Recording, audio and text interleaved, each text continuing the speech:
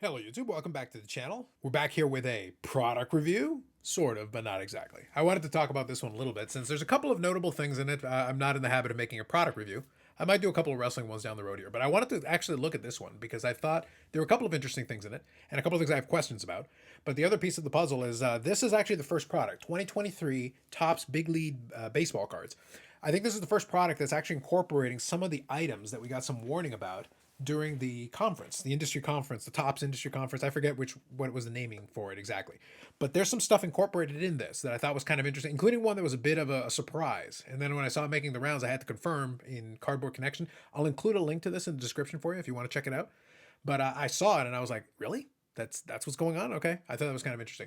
So we got the Big League Baseball. This is a very much an entry level product. It's pretty much designed and centered around kind of the kid market. It's kind of a cheaper product, which is fine. That's great. But like you can see, even from the fish boy thing here on the left, we got the Trout card. Now, by the way, just before I get to the rest of it, like obviously on the right, we've got the Bo Jackson card, which obviously I think is very cool. The 8-bit thing also kind of plays into kind of the era with the Nintendo, the original Nintendo Entertainment System and everything. Obviously, I like that, but I'm also pushing 40. Like I'm close to that. So one thing that I thought was kind of interesting is I love the card being in this product. I love it as a potential hit or a chase. I'm just wondering though, kind of in the same vein as the other one that I'm going to talk to you about. I'm curious if a lot of the kids are going to necessarily realize that this is actually a really cool card. Like, will they know who Bo Jackson is? And I guess that's where the parents have to educate them, presumably. So, but I think it's a cool card. I think it's great that it's included here. The design and everything I'm okay with. I'm fine with it. I understand it's a sticker, but I think it's kind of neat. That's honestly a card I would like to have. So I think that's kind of cool that they would incorporate something like that in the product. It just seems weird that you'd have this player who is kind of a legendary mythical figure, but for coming from a pastime, a lot of the kids aren't going to have necessarily any memories or understanding of Bonos and the commercials and everything. But either way, I'm glad it's in the product. It's kind of an interesting little twist.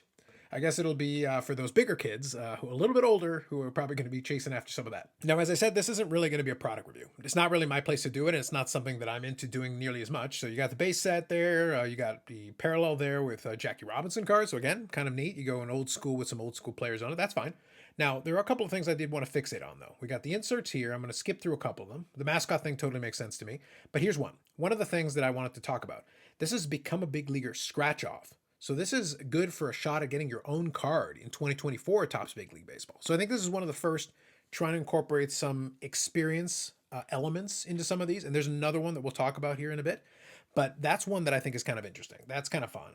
And at the same time, like if you look underneath here, there's a social media follow back redemption. So that grants a winner a follow from a baseball star on Instagram.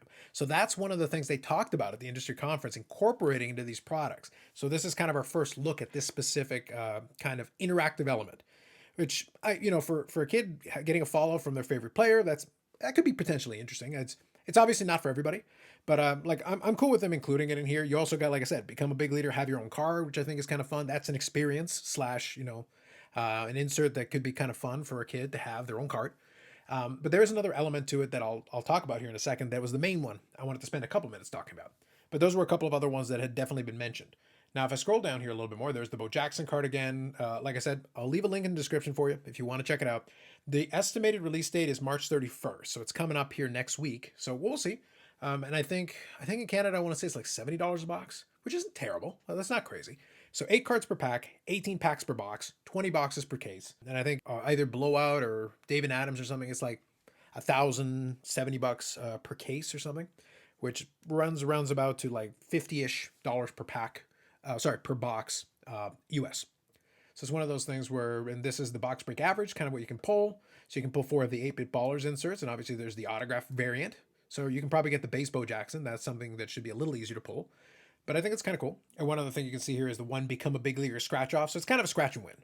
You'll either win or you won't, but you have the option at least per box on average. Now there is going through the checklist. I'm going to skim past a lot of this because a lot of it you have the chance to look at it if you want to use that link. The 8-bit ballers autograph checklist. So you got Aaron Judge, you got a couple different folks. You got Bo Jackson, like I said. Let me just see if there's any other old school stars on here. Vladdy Jr., Mike Trout, Soto. Yeah, pretty much new guys, and then kind of Bo Jackson thrown in there. Okay, I think that's kind of neat either way. So that's fine. The one I wanted to focus on, though, the one I wanted to go down to, let me scroll here a little bit more, is this one. Hobby Influencer Child Short Print Set Checklist. Now this is kind of an interesting one, and this is, like I said, the main reason, really the reason this video exists is this one. I wanted to have a little fun with the Bo Jackson and look at it and talk about it a little bit, but this is the one that I kind of wanted to discuss a little bit more, and that is an interesting take. There's already a couple of things they're trying out with this set that I think are kind of interesting, but this one here is a little bit. It's going to be a little controversial, I think, and partially because of obviously who's included and who's not included and the rest of that. The other question I would have is this going to make sense? Is it going to work? I'm just curious though, and this goes back to kind of a discussion we've had in the past. How big is the hobby social media footprint really? Like, so looking at it, you've got 5 people included in this. You got Aaron from Slabstocks, you got Jeff Wilson, obviously, you got Ryan Johnson from Card Collector 2, Stephanie Garcia, Mama Breaks, and you got Tim from Slabstrong. So full disclosure, Tim is obviously, a friend of a friend and somebody who's been on the channel before. Great guy. Like I've had the chance to chat with him at expos and stuff. Like he's a chill guy.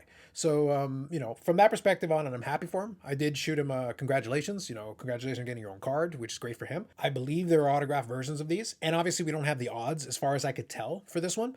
But what I'm wondering, depending on how difficult these are to pull, it could be quite the big hit potentially. But I guess what I'm wondering here, back to that question about the hobby footprint thing, is any of these people big enough? Like, technically, Jeff Wilson is the biggest social media footprint of any of these people. If I asked, people at the National, if I go and poll them, how many of them would know Jeff Wilson necessarily? Or they might know of him, but not necessarily know too much about him. Is a Jeff Wilson sports card investor autograph card going to be like a big draw in 2023 Topps Big League? And again, it just depends on what the odds are. I have no idea. But I'm kind of curious, and he's the one with the biggest social media footprint. Ryan Johnson Card Collector 2. That's another one with a pretty big footprint, but at the same time, like, is that like, it's almost similar to the Bo Jackson thing. If a kid pulls this, are they going to kind of know what this is? Are they going to know who that is necessarily? And that isn't a knock on his YouTube and social medias, because he's got a pretty sizable following for this space. But in the grand scheme of things, like, is he a big enough influencer to kind of move the needle for this? Same thing, Mama Breaks, same thing, Slab Strong, same thing, Slab Stocks. I just don't know. It's kind of a weird thing. And again, if you're one of those older kids who are opening it up, trying to pull your Bo Jackson card, your Bo Jackson autograph card, are you excited in pulling a Jeff Wilson autograph potentially, or any of the other folks included in this checklist? It's kind of a question that I honestly have to ask. So I'm just curious about the decision making process, and kind of in discussion with a friend offline, a valid point was made. Maybe this would make more sense in Allen Ginter, because they've done stuff like the Gary V, they've done stuff like the Egg. So I want to kind of shout out Bobbles. He made that point, and I think it's a valid point. So he's right about that. I wonder if it would have made more sense in that product, but at the same time, but this is a kid's product. So I'm just kind of wondering if that would be like an exciting hit for the majority of kids potentially. I'm assuming kids first. Would that be exciting for them to pull? And for the bigger kids who are chasing some of this other stuff, would that be an exciting pull? Question mark. So I'll say this. It's interesting. They're very clearly trying stuff. Also, in the same vein, you can see here, you got the Let's Go Chrome set checklist with Superfractor, of course, available for that. I'm kind of curious what the design on this is going to be, the Let's Go. But again, it very much is kind of orienting itself for that youth market. I'm just wondering if these hobby influencers, though, make sense for that youth market. If they're going to be up on a lot of these folks here, if this is the checklist that they should have gone with, or that would have made the most sense, if this is the market that you're going for. Also, at the same time, like, how long is the era of the hobby influencer going to be? Is this going to age well? I kind of inclined to say no, but again, it isn't, if nothing else, interesting. So I'll put it at that. So I'll kind of end it here. And again, I'll leave you a link in the description for this if you want to check it out on your own. Go take a look at it.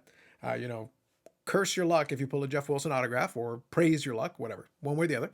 I'm curious what you think about it, though. I'm curious what your opinion is on this in general. Again, for a kid's product, do you think it's interesting? Do you think it's kind of boring? Do you think there's something else you would have done in there in its place? Are you irrationally angry about hobby influencers being included in the first place? Regardless, I'd be curious to get your thoughts on that in the comment section. So that'll be it for this one. More videos coming up on the channel. Live streams we'll do Friday, 8 p.m. Eastern time as always, talking about whatever's coming up this week here. We're counting down the days to the Golden Touch. That'll be kind of fun, and I think I'll include some stuff on that in the channel. That'll be a good time once we get to that. But otherwise, like if you like the video, subscribe to the channel. Thanks very much, and we'll catch you in the next one.